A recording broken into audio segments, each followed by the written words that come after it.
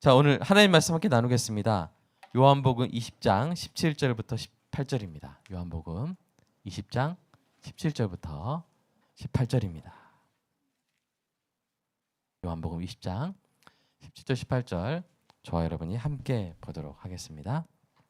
함께 읽겠습니다. 시작. 예수께서 이르시되 나를 붙들지 말라. 내가 아직 아버지께로 올라가지 아니하였노라. 너는 내 형제들에게 가서 이르되 내가 내 아버지 곧 너희 아버지 내 하나님 곧 너희 하나님께 올라간다 하라 하시니 막달라 마리아가 가서 제자들에게 내가 주를 보았다 하고 또 주께서 자기에게 이렇게 말씀하셨다 이르니라. 아멘. 한번 볼까요? 어떤 사람이 이런 말을 했습니다. 나에게 한 문장만 달라 누구든 범죄자로 만들 수 있다. 거짓말은 처음에는 부정되고 그 다음에는 의심받지만 되풀이하면 결국 모든 사람이 믿게 된다. 분노와 증오는 대중을 열광시키는 가장 강력한 힘이다. 자, 누가 한 말일까요? 일단은 착한 사람이 한 말 같지 않죠? 네, 아주 나쁜 사람이 한 말입니다. 여러분이 생각할 수 있는 사람 중에 제일 나쁜 사람인데 히틀러의 선동가였던 괴벨스입니다. 괴벨스. 그는 언어 지능이 뛰어난 달변가였는데요. 그 뛰어난 지능으로 좋은 일을 하는 것이 아니라 독일 국민을 선동해서 히틀러를 따르게 하는 데 사용했는데요. 그 결과 그는 이 나치가 저지른 2차 세계대전과 홀로코스트의 주범이 되었습니다. 그래서 수많은 사람들을 희생시켰는데요. 반면에 이 괴벨스처럼 언어 지능이 뛰어났던 사람이 괴로 시작하는 사람 있죠? 누굽니까? 괴로 시작한 사람. 괴테. 이 괴테는 친구의 죽음과 자신의 고통을 승화시켜서 젊은 베르테르의 슬픔이라는 명작을 탄생시켰고요. 말년에 외아들을 얻었는데 그 외아들이 죽었어요. 그 슬픔을 승화시켜서 파우스트라는 작품을 또 완성했습니다. 그의 작품들은 당대를 살아가는 이 고단한 대중들에게 삶을 향한 희망과 용기와 신뢰를 불어넣어 주었습니다. 두 사람의 대조적인 삶의 궤적이 던져주는 질문이 있는데요. 다시 한번 볼까요? 그 앞으로 돌아가면 도대체 무엇이 같은 재능을 가진 사람들이 다른 삶을 살게 하는가 이겁니다. 같은 재능을 가진 사람들이 다른 삶을 살게 하는가. 이 질문에 대한 답 중에 하나는 인간에게는 이 9번째 지능이 있는데요. 이 지능이 인간의 여러 지능을 어떻게 사용할지 그 방향을 이끈다는 거예요. 9번째 지능은 이 하버드 대학교의 하워드 가드너 박사가 주창한 다중지능 이론에 근거한 용어입니다. 다중지능 이론은 인간은 IQ 테스트로만 측정할 수 없는 다양한 영역의 지능이 있다는 거예요. 가드너 박사는 음악지능, 신체운동지능, 논리수학지능, 그다음에 언어지능, 공간지능, 인간친화지능, 자기성찰지능, 자연친화지능 등 8가지 지능을 제시했습니다. 그러니까 뭐 영어 수학만 잘한다고 똑똑한 게 아니라는 거죠. 여러 가지 지능이 있다는 거예요. 그런데 2006년에 그가 다중지능이라는 책에서 9번째 지능의 그 가능성을 언급합니다. 그가 제시한 9번째 지능의 의미는 이렇습니다. 인간의 존재론적 의미, 삶과 죽음, 축복과 비극 등의 우주적인 실존적 사안에 대해서 생각하며 인간 존재의 이유나 참 행복의 의미, 삶의 근원적인 가치를 추구하는 능력. 좀 길죠? 짧게 압축하면 한마디로 삶의 근본적인 의미를 추구하는 지능이라고 이렇게 이야기를 했습니다. 다른 말로 하면요, big questions, 큰 질문들을 던지는 거예요. 큰 질문들을 던지고 그 답을 추구하고 깨닫고 변화되어서 세상을 변화시키는 지능이라고 할 수가 있습니다. 어떤 질문들이냐면요, 이런 질문들이에요. 우리는 누구인가? 우리는 어디에서 왔으며 어디로 가는가? 미래에 우리는 어떻게 될 것인가? 우리는 왜 존재하는가? 삶, 사랑, 죽음의 의미는 무엇인가? 우리의 이해 밖에 존재하는 신과 우리와의 관계, 그 본질은 무엇인가? 그다음에 또 이제 그 또 다른 책 미래 마인드라는 책에서 하워드 가드너는 이 질문을 제시하고 있는데요. 나는 다른 사람들에게, 특히 출생이나 불운한 상황 때문에 나보다 불행하게 살고 있는 사람들에게 무엇을 빚지고 있는가? 이런 질문들을 던지고 그 답을 추구하고 깨닫고 자기가 변화되고 그래서 세상을 변화시키는 이런 지능이 바로 아홉 번째 지능이라고 그렇게 이야기를 합니다. 이 아홉 번째 지능의 큰 특징이 있어요. 뭐냐면 아까 이 다중지능의 지능이 몇 가지라 그랬어요? 8가지라 그랬죠. 이 8가지 지능을 끌어내고 발전시키는 강력한 촉진제입니다. 왜냐하면 이 아홉 번째 지능이 다른 지능들을 개발시킬 강력하고 지속적인 동기를 제공하기 때문이에요. 그래서 하버드에서 이 분야에 대해서 연구하고 있는 조세핀 김 교수는 아이들의 미래를 섣불리 결정하기 전에 먼저 이 아홉 번째 지능 교육을 하는 것이 좋다고 추천합니다. 그러니까 애들이 나는 왜 사는지 모르겠어 하는 애들, 그 아이들한테 삶의 목적을 심어주는 거예요. 논리 수학 지능이 뛰어난 애한테 그냥 단순히 야 너 수학교사 하면 되겠다 이게 아니라 너의 지능을 통해서 세상에서 이런 일들을 문제를 해결할 수 있지 않을까? 하나님이 너에게 주신 은사로 이런 일을 하면 얼마나 사람들이 행복할까? 이런 목적의식을 심어줄 때 아이들이 자기가 뭘 해야 될지 깨닫는다는 거예요. 목적의식을 가질 때 아이들이 자신의 재능을 끌어내고 발전시키는, 공부하라고 하지 않아도 공부하는 그런 놀라운 일들이 일어난다는 것이죠. 그냥 수학 교수 되는 거 이거 자체로는 메리트가 없는 거예요. 관련 연구에 따르면 아홉 번째 지능은 공동체의 가치를 아는 진정한 지도력을 길러주고요. 삶의 방향을 바꿔주고 내 행복, 내 출세, 내 안전이라는 한계를 벗어나서 특별한 공감 능력으로 대가 없이 남을 돕고 어려움에 처한 사람들의 상황을 바꾸며 불행했던 이들이 행복해지도록 돕는 것을 곧 자신의 행복으로 연결시키는 그런 능력이라고 합니다. 그러니까 아홉 번째 지능이 뛰어난 사람들의 꿈은 이런 거예요. 남들보다 나은 삶이 아니라 남들을 낫게 하는 삶이죠. 그러면 이토록 중요한 아홉 번째 지능을 일깨우려면 어떻게 해야 될까요? 그 하워드 가드너 박사는 이렇게 말합니다. 실존 지능이라고도 하는데요. 아홉 번째 지능은 어떤 일을 촉발시키고 감동을 주는 대상과 경험들을 통해 활성화된다 그래요. 또 아까 말한 조세핀 김 교수는 4단계로 설명하는데요. 첫 번째, 여러분 자녀들의 아홉 번째 지능을 개발시켜주고 싶으시면 이 단계를 따라 보시면 될 것 같아요. 첫 번째, 자신이 속한 사회의 필요와 어려운 상황을 접하게 해주시고요. 두 번째, 이를 피하거나 외면하지 않고 도움이 될 무언가를 시작하게 하는 거예요. 세 번째로 그 경험을 통해서 자신의 삶에 변화가 생깁니다. 그리고 네 번째, 그 일을 지속하기 위한 다양한 방법들을 모색하면서 열정적으로 활동하는 거예요. 자녀가 아홉 번째 지능을 개발하는데 부모의 삶이 강력한 촉매제나 억제제가 될 수 있어요. 그러니까 부모님이 아홉 번째 지능이 탁월한 부모님들의 자녀들은 아홉 번째 지능이 저절로 좀 탁월해집니다. 보고 배우는 거예요.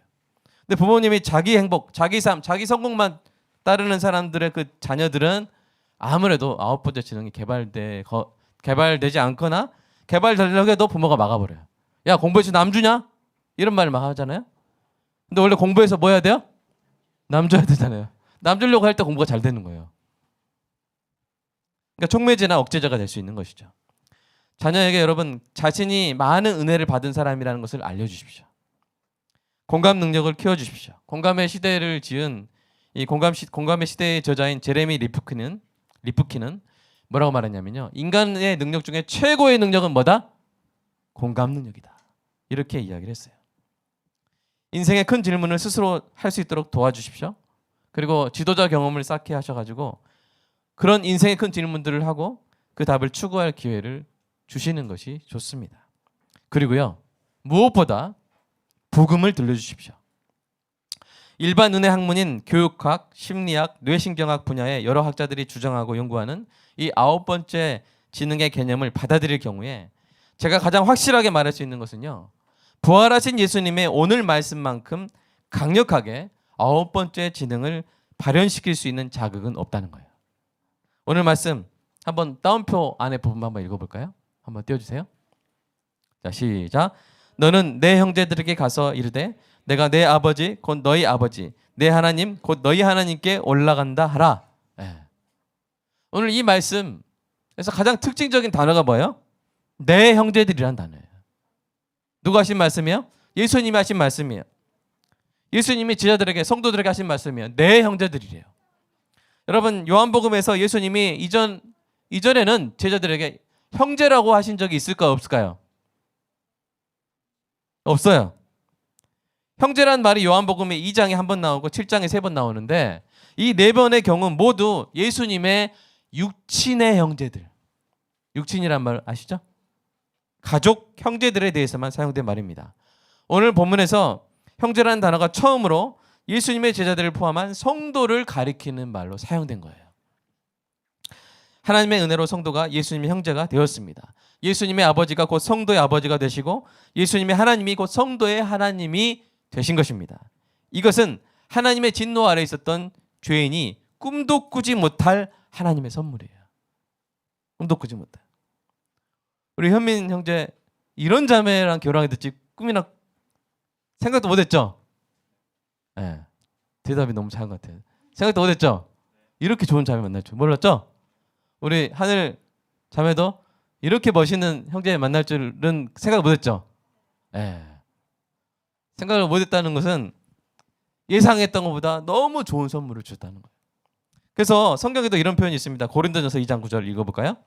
시작. 기록된 바 하나님이 자기를 사랑하는 자들을 위하여 예비하신 모든 것은 눈으로 보지 못하고 귀로 듣지 못하고 사람의 마음으로 생각하지도 못하였다 함과 같으니라.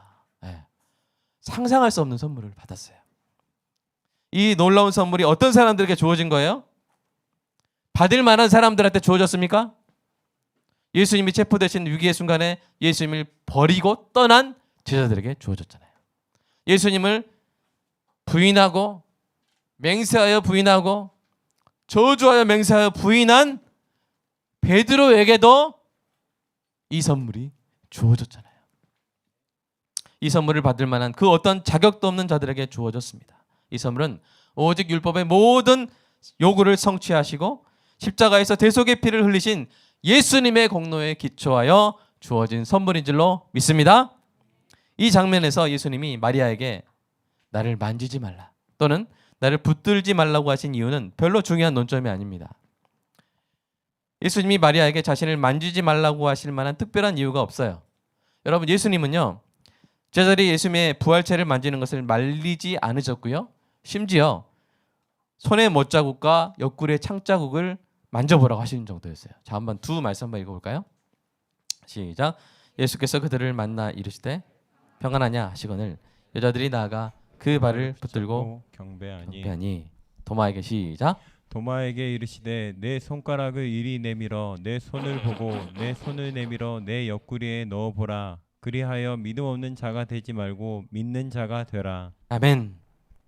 여러분, 이제 아까 17절에 읽었던 그 장면 잠깐 눈으로 보세요. 나를 붙들지 말라. 이것을 사람들은 많이 고민합니다. 왜 예수님을 이렇게 이 붙들지 말란 말이 만지지 말라는 말로 해석된 부분도 있거든요. 그런 번역 성경도 있는데 우리 개역 개정에서는 붙들지 말라로 이제 제대로 번역을 했어요. 그러니까 영어로 하면 뭐예요? Stop clinging to me. 그러니까 cling to는 뭐냐면 매달리는 거예요. 근데 stop이라고 했으니까 무슨 뜻이에요?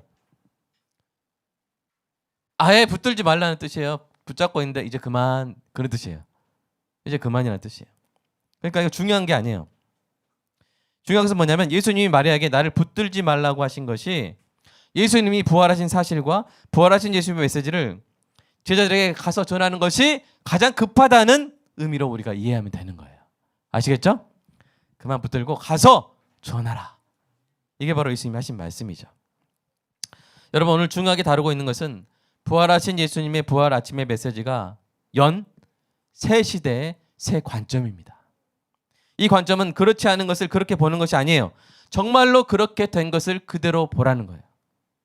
예수님이 내 형제들이라고 하신 것은 성도가 예수님의 십자가 사역으로 정말로 예수님의 형제가 되었기 때문인 줄로 믿습니다. 새 시대가 열린 거예요. 예수님을 믿은 자마다 예수님의 형제가 되었다는 이 놀라운 새로운 복음이 선포가 되었습니다. 이 복음이 온 세상의 모든 성도를 보는 관점을 완전히 바꿔줍니다. 우리는 존귀한 존재입니다. 왜요? 우리는 어떤 사람이에요? 예수님의 형제예요. 아멘? 믿으시는 분 아멘 하시기 바랍니다. 우리 모두가 가장 강력한 진리와 사실로 서로 연결된 몸이 되었습니다. 어떤 사실이요? 우리는 예수님의 형제입니다. 각 개인이 개인의 한계를 뛰어넘는 위대한 공동체에 속하게 되었습니다. 그래서 헌신적인 의료 선교사였던 존 화이트, 여러분이 믿음은 이긴다 이 책을 보실 수 있는데 그 저자예요. 이 사실을 이렇게 웅장하게 표현했습니다. 한번 이것은 같이 읽어볼까요? 시작.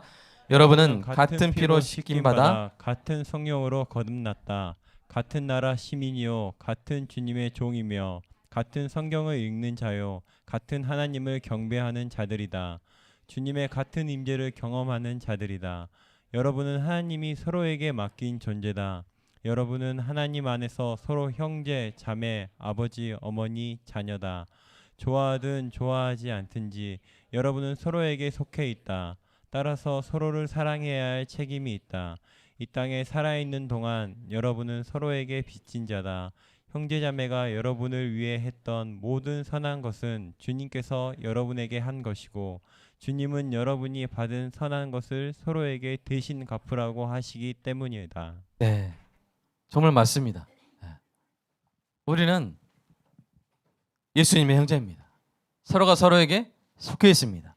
하나님이 나에게 뭔가를 주실 때 전승일 목사님을 통해서 주시는 거예요. 그리고 저는 그걸 갚아야 되는데 하나님께 직접 갚는 것이 아니라 누구한테 갚아요?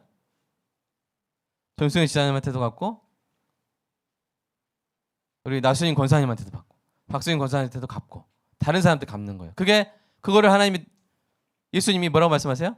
내가 받았다. 내가 목마를 때 나에게 물을 줬다. 내가 갇혔을 때 네가 찾아줬다. 이렇게 말씀하신다는 것이죠. 여러분 9번째 지능을 개발하는 핵심적인 능력이 뭐였어요? 바로 공감 능력이었잖아요.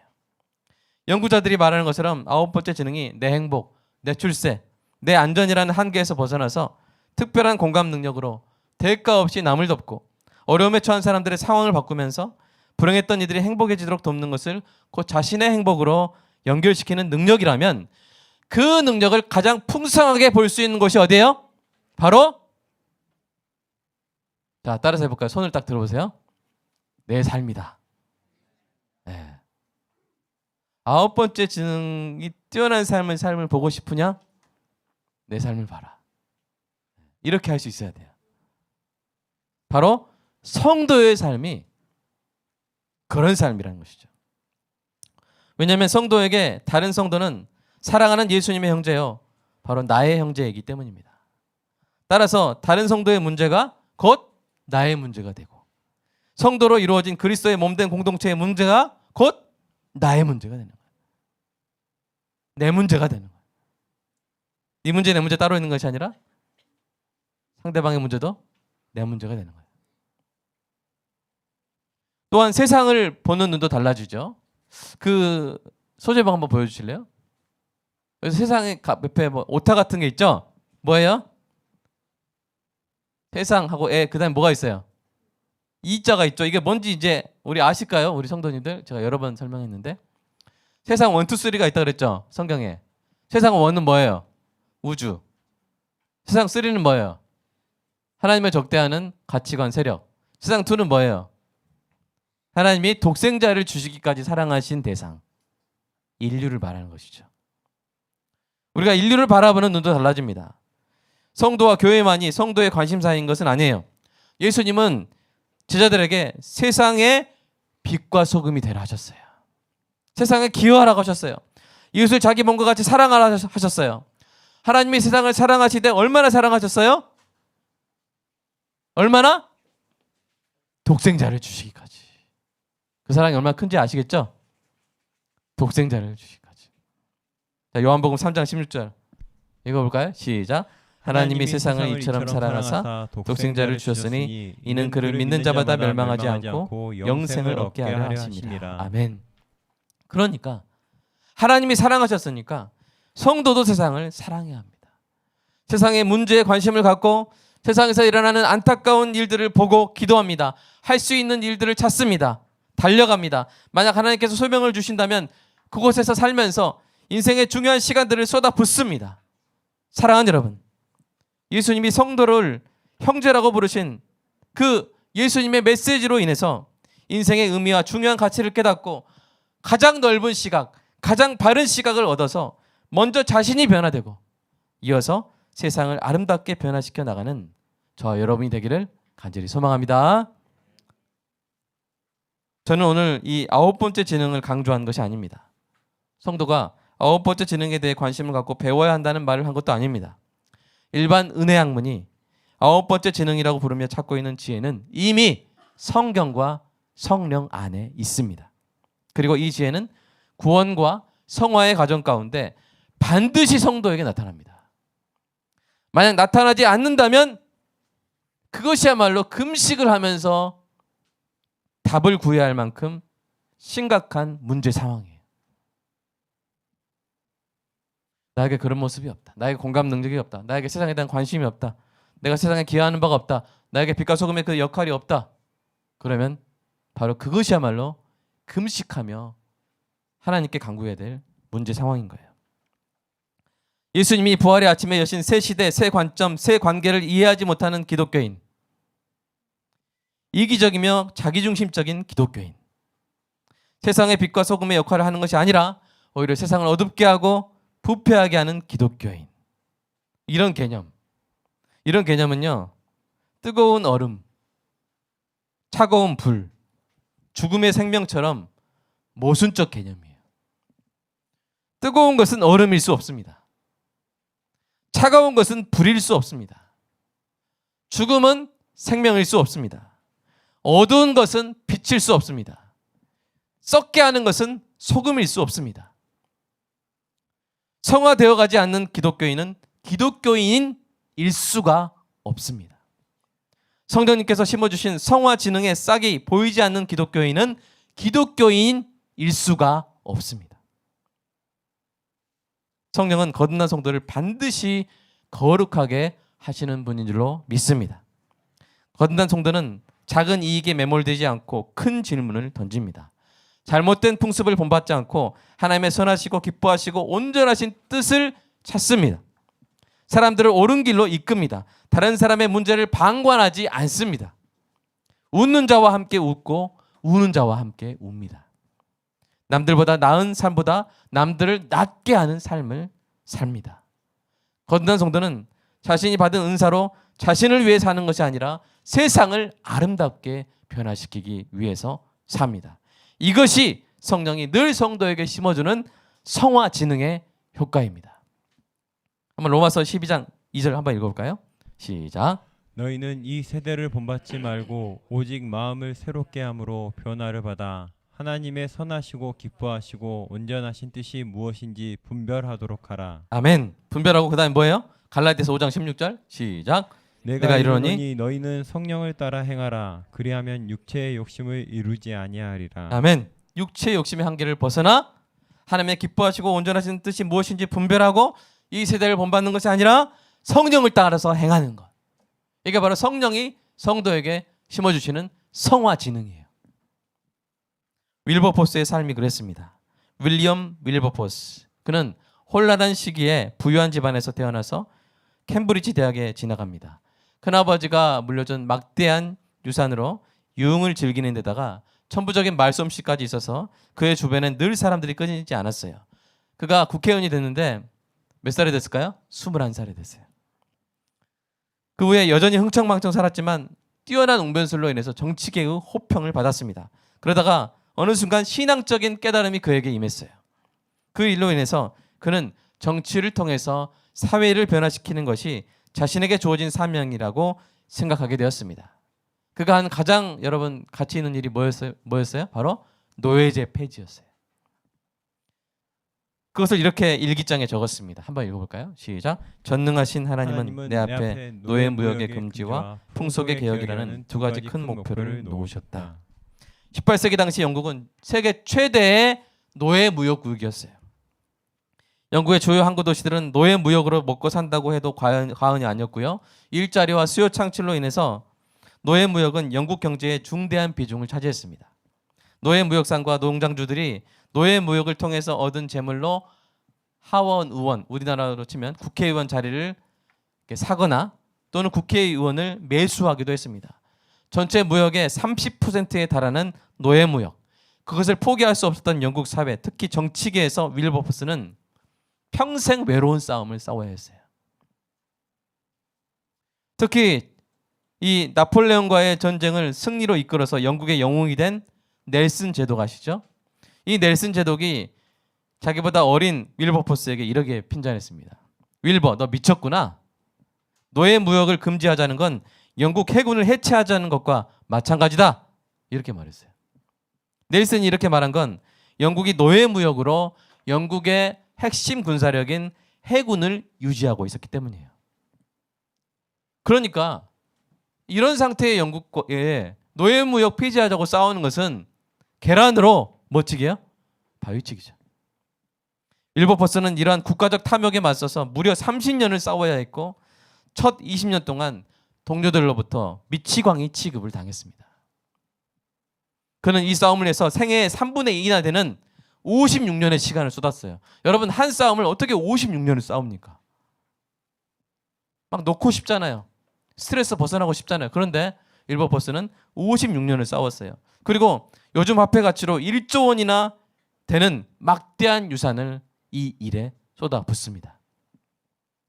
윌버포스는 법과 제도 개혁을 주도했을 뿐만 아니라 자기 자신도 변했어요. 당시에 노예로 취급받던 아프리카 사람들과 친구처럼 지냈어요. 실제로 그는 에큐아노라고 불리는 아프리카 황태자 출신의 노예를 다시 황태자 신분으로 복귀시켜줬어요. 오랜 투쟁 끝에 1807년 2월 23일 마침내 노예 무역 폐지 법안이 통과되었습니다. 그러나 윌버포스는 이에 만족하지 않고 노예 제도 자체의 폐지를 위해서 계속 선한 싸움을 싸웁니다. 마침내 하나님의 은혜로 1833년 7월 26일 영국의 모든 노예를 1년 내에 해방한다는 결정이 내려졌고 병상에서 그 소식을 들은 윌버포스는 그로부터 사흘 뒤 기쁨 속에서 눈을 감았습니다. 그의 영향을 받아서 나온 책이 엉클 톰스 캐빈이고요. 그 책에 영향을 받은 사람이 누구예요? 아브라함 링컨 대통령입니다. 미국도 노예 해방을 하게 된 것이죠. 사랑하는 여러분, 예수님이 우리를 형제라고 부르셨습니다.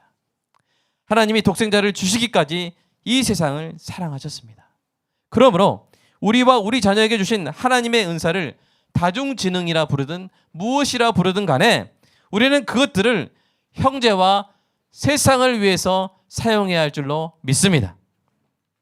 세상의 문제에 대해 관심과 공감을 여러분 계속 가지시기 바랍니다. 기회가 될 때마다 이 세상을 바꿀 수 있는 작은 일들을 선택하고 실행하시기 바랍니다. 여러분이 그렇게 할 뿐 아니라 여러분의 자녀도 그렇게 할 수 있도록 도와주십시오. 오늘 이 시간 이 설교를 통해서 성령님께서 우리 안에서 마음껏 일하시도록 온 마음을 내어드리고 간절히 기도하도록 하겠습니다. 예수님이 우리를 부르셨죠? 너는 내 형제다. 너는 내 형제들에게 가서 이르되 내가 내 아버지 곧 너희 아버지 내 하나님 곧 너희 하나님께로 올라간다 하라. 우리는 결코 혼자가 아닙니다. 우리는 더 큰 공동체의 위대한 구성원입니다. 그래서 우리는 우리만을 위해 살 수 없습니다. 하나님이 우리에게 주신 은사와 재능, 그것을 다중지능이라 부르든 뭐라고 부르든 간에 우리만을 위해서 쓰라고 주신 것이 아닙니다. 하나님이 다른 사람을 통해서 우리에게 은혜를 베푸신 것처럼 우리가 다른 사람들에게, 형제들에게, 더 나아가 세상에 그 은혜를 갚을 때 하나님이 받아주시는 것입니다. 같은 재능을 갖더라도 나를 위해서, 내 자식만을 위해서 쓸 수 있습니다. 그것은 그리스도인이라고 할 수 없습니다. 그렇게 사는 사람은 그리스도인이라고 할 수가 없어요.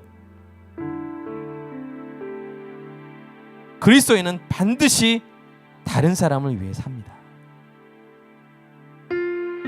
그리스도인은 반드시 형제들을 위해 살고요. 그리스도인은 반드시 세상을 위해 삽니다. 부정할 수 없는 진리 앞에서 정말 세상에게 보여줄 수 있는지, 우리의 삶이 그런 삶으로, 세상의 빛과 소금 된 삶으로 우리의 삶을 통해서 하나님께 영광을 돌릴 수 있는지 우리 돌아보면서 성령님께서 우리의 마음을 만져주시기를, 그것이 9번째 지능이든 무엇이든 간에 우리 안에 성화되어가는 놀라운 증거가 있고 우리의 삶으로 그것이 드러나는 은혜가 있도록 지금까지 그런 삶을 아름답게 살아온 성도들 더욱더 아름답게 계속 지속적으로 살아갈 수 있도록 힘을 주시라고.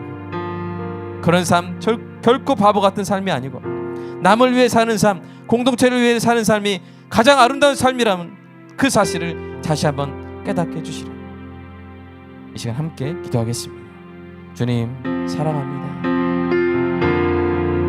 내 형제들에게 가서 전하라 라고 하신 이 예수님의 말씀, 처음으로 제자들을 형제라고, 성도를 형제라고 부르신 예수님의 이 말씀, 하나님 우리 가슴 깊이 새기게 하여 주시옵소서. 내 행복, 내 출세, 내 자식, 이것만 바라보고 사는 삶이 아니라 우리 형제를 바라보고, 세상을 바라보고, 민족을 바라보고, 인류를 바라보면서 큰 질문들을 던지며 그들의 아픔, 그들의 고통에 공감하며 도울 수 있는 작은 일들을 선택해 나가는 참으로 세상의 빛과 소금이 되는 우리 모두가 되게 하여 주시옵소서. 성령님께서 우리 안에서 성화 지능을 개발시켜 주시옵소서. 우리의 생각이, 우리의 마음이, 우리의 관심이, 우리의 공감이 정말로 주님이 원하시는 방향으로, 주님의 손이, 주님의 발이 되어 주님의 마음이 있는 곳에 우리의 손이, 우리의 팔이 있게 되도록 주님 우리를 사용하여 주시옵소서. 우리의 마음을 온전히 성령의 은혜로 채워 주시옵소서. 윌버포스처럼 살게 하여 주시옵소서. 또 다른 윌버포스로 한국교회가 가득 차게 하여 주시옵소서. 이기적인 기독교인이란 말은 사라지게 하여 주시옵소서. 자기중심적인 기독교인이란 말은 헛된 개념으로 사라지게 하여 주시옵소서. 주님 참된 그리스도인으로 가득 찬 한국교회 되게 하여 주시옵소서. 1000명의 가짜 그리스도인보다 한 명의 참된 그리스도인을 성장시키는 그런 교회 되게 하여 주시옵소서.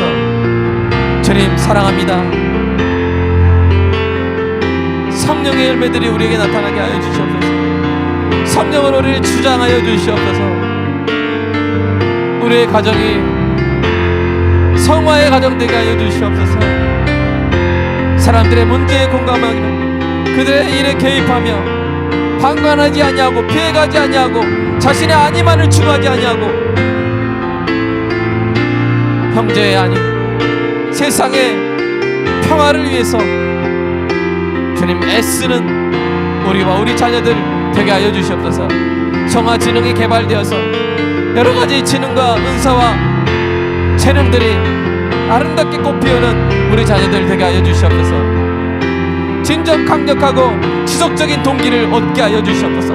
영적 동기를 얻게 하여 주시옵소서. 왜 공부해야 되는지, 왜 노력해야 되는지, 왜 내 삶을 충실히 살아야 하는지, 나를 위한 목적이 아니라 하나님의 나라를 위한 목적으로, 고통받는 형제를 위한 목적으로, 어둠 가운데 있는 세상을 위한 꿈으로 나아가는 존귀한 우리 성도들, 우리 자녀들 주님 되게 하여 주시옵소서. 회개합니다. 주님 제 마음을 깨끗이 하여 주시고 나를 온전히 성령의 능력으로 채워주시고 성화되어가는 목사가 되게 하여 주시옵소서. 더욱더 세상에 관심을 갖고 국인의 마음으로 공감의 능력으로 세상의 문제들에 도움이 될 수 있는 작은 결정들을 해나갈 수 있는 주여 그런 목사 되게 하여 주시옵소서. 그런 한국교회 되게 하여 주시옵소서. 그런 세계 모든 성도 예수님의 형제들이 주님 되게 하여 주시옵소서. 주님 감사합니다.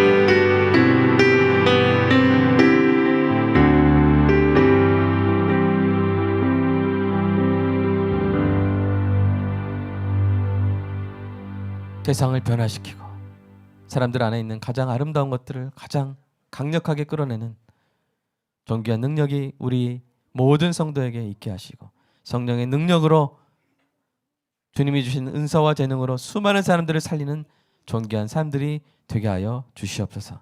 성령께서 우리 안에 존재하시되 임재하시되 마음껏 우리를 움직이시고 다스리시는 그런 우리의 삶이 되기를 간절히 소망합니다. 이 땅에서 이기적인 기독교인이란 말 사라지게 하여 주시옵소서. 자기중심적인 기독교인들, 위선적인 기독교인들, 가짜 기독교인들 사라지게 하시고 1000명의 가짜 기독교인들보다 1명의 윌버포스 같은 기독교인, 주님 이 땅에 내어놓을 수 있는 우리 한국교회 되게 하여 주시옵소서. 예수님의 이름으로 기도합니다. 아멘.